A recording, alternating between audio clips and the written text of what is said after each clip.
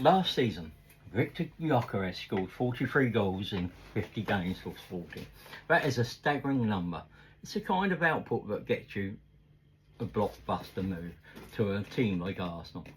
A team that has finished second in the hardest league in the world 2 years in a row, often left wondering what might have been, with a truly ruthless number 9. So problem solved, right? Sign in the guy with a jaw-dropping record and the title just follows. Well, maybe, but also maybe not. Hello and welcome to Gunner Ritchie, 1971.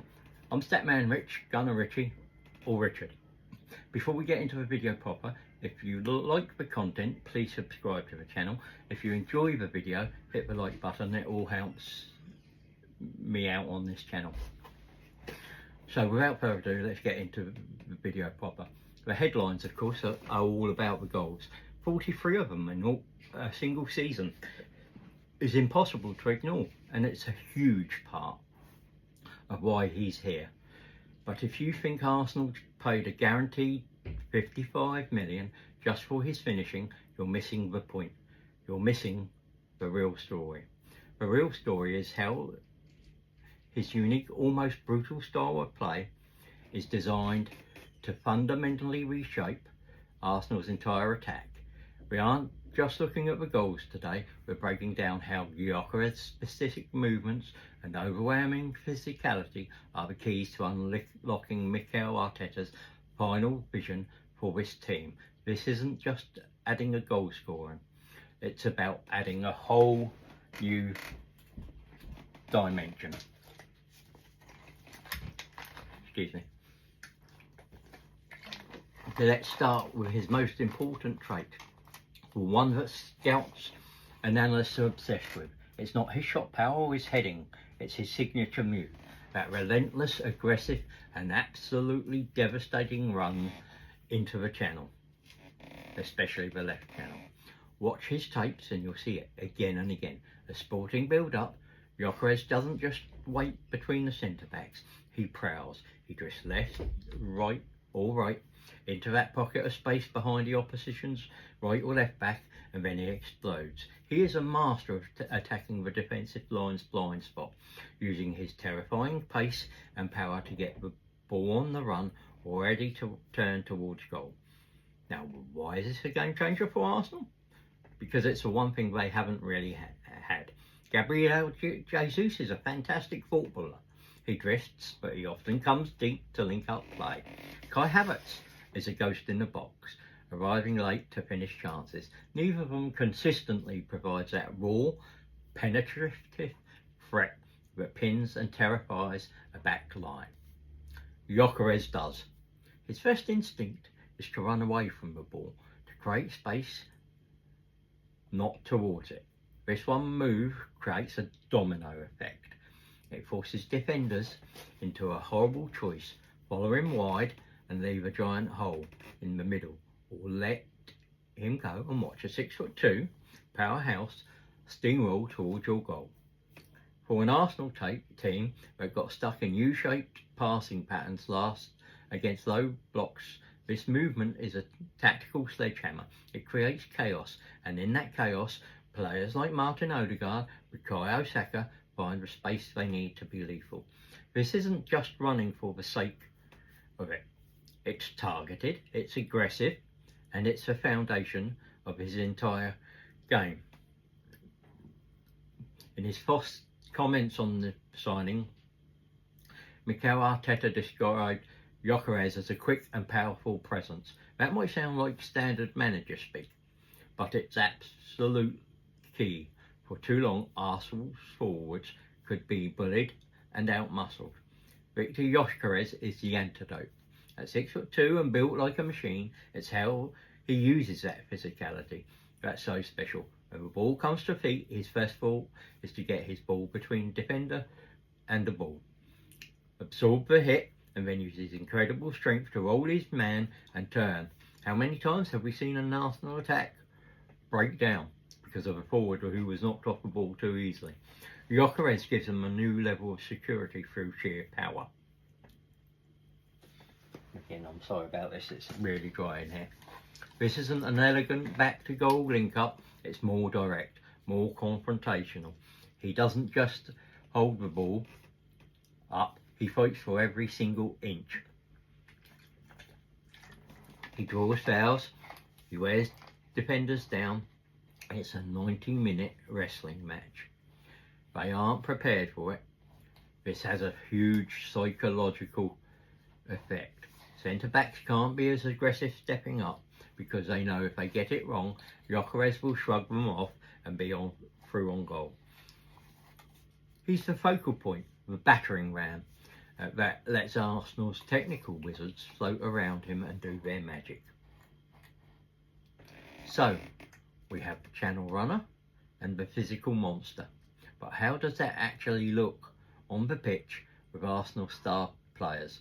Before we run through the tactical simulation, if you're enjoying this breakdown, make sure to hit that subscribe button. We go beyond the headlines like this every single week.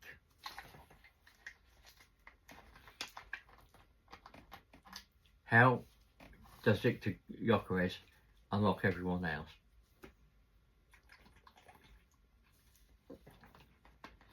Alright, picture Arsenal's 4-4-3. Scenario 1. Arsenal are building up against a packed defence. Gyokeres starts his signature drift into the left channel, or the right channel. The right-sided or the left-sided centre-back is now in an impossible position. Does he follow, leaving a canyon of space for Kai Havertz or Gabriel Martinelli or Bukayo Saka to run into? Or does he stay put and let Gyokeres get isolated with 1 versus 1 against a fullback? That single movement compromises the entire defence. But here's the real magic. With that centre-back now occupied, Martin Odegaard has even more space to get the ball in his favourite spot, the right half space. Gyokeres has created an advantage for him before he's even touched the ball. Scenario 2. Transition. Arsenal with the ball deep in the pass.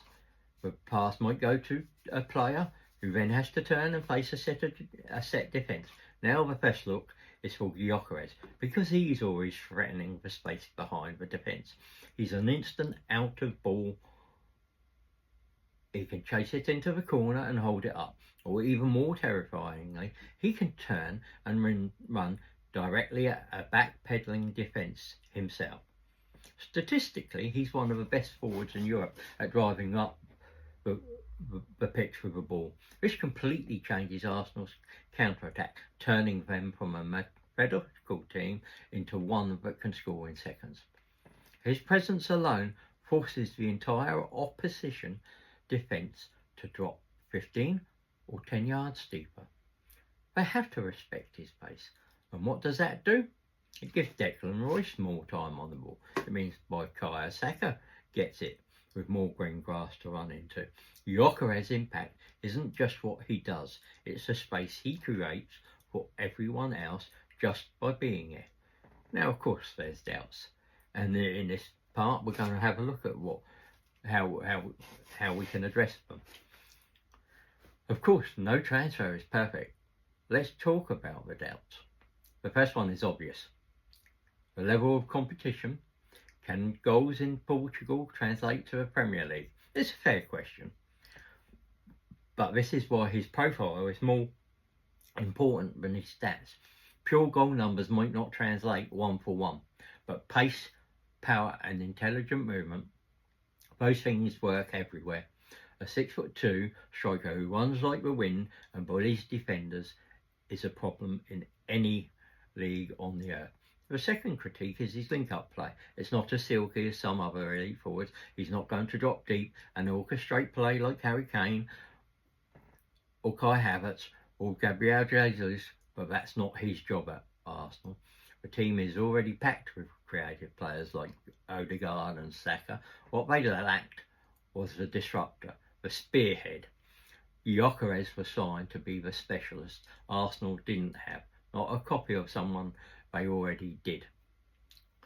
So while the 43 goals and the massive transfer fee grab headlines, it's the tactical identity that makes Viktor Gyokeres a potentially transformative signing. The goals are the result. The process is what will change this team. The channel runs that pull defences apart. The raw power that gives Arsenal an edge they haven't had, and the directness that adds a new terrifying threat. Mikel Arteta hasn't just got a finisher, he's got a weapon, a player whose entire skill set feels designed to solve the very problems that have held Arsenal back. He adds an element of controlled brutality to complement all their technical elegance. He could be the missing piece, the final evolution of this attack. But what do you think?